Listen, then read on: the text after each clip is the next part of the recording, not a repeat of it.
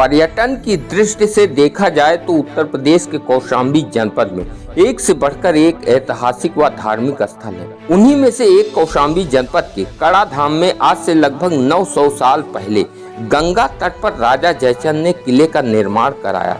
देख रेख के अभाव में धसकने लगी किले की दीवारों की ईंटें कौशाम्बी जिले के स्वर्णिम इतिहास को बयां करने वाले राजा जयचंद के किले की इमारत पर संकट के बादल मंडराने लगे हैं। देख रेख के अभाव में किले की दीवारों से अब ईंटें खिसककर गिरना शुरू हो गईं। किले क्षेत्र की कमान पुरातत्व विभाग के हाथों में है, पर मरम्मत को लेकर तनिक भी ध्यान नहीं दिया जा रहा है।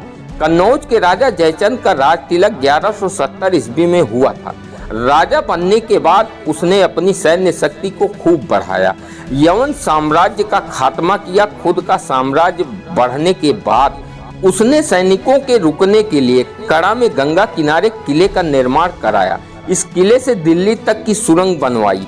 इतिहास के पन्नों पर दर्ज इसी सुरंग से जयचंद की सेना दिल्ली और कड़ा आती जाती थी। कड़े में बने किले का अधिक हिस्सा खंडहर में तब्दील हो गया है। बचे हुए चंद हिस्सों को पुरातत्व विभाग ने अपने कब्जे में ले रखा है।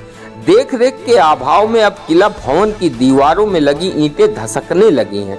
समय रहते इस ओर ध्यान नहीं दिया गया तो इस ऐतिहासिक इमारत के जमींदोज होने में समय नहीं लगेगा।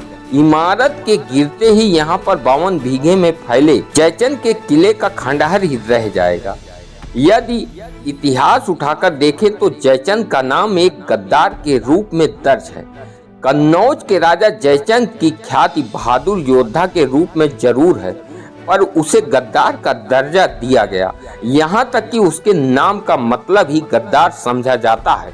इसके पीछे इतिहासकारों का कहना है कि पृथ्वीराज को पराजित करने के लिए उसने मोहम्मद गोरी को देश में आने का निमंत्रण दिया और आने के बाद कई आक्रमण कराए थे। इसका दंश कड़ा क्षेत्र के लोगों को आज भी भुगतना पड़ रहा है। उस क्षेत्र के लोगों को अक्सर लोग जयचंद की धरती का रहने वाला कहकर कुरेदते हैं। चौकीदार का भी नहीं रहता कोई पता।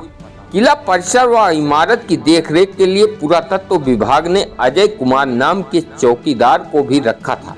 चौकीदार किला देखने आने वाले लोगों को गाइड करता था, लेकिन 3 साल पहले वहां पर पहुंचे कुछ उचक्कों ने उसे किले की दीवार से नीचे धकेल दिया। घटना में वह बुरी तरह से घायल हो गया। इसके बाद से चौकीदार किला परिसर में नहीं दिखता। इससे यहाँ आने वाले पर्यटकों को कठिनाई तो होती ही है, ऐतिहासिक विरासत का अस्तित्व भी खतरे में पड़ गया है।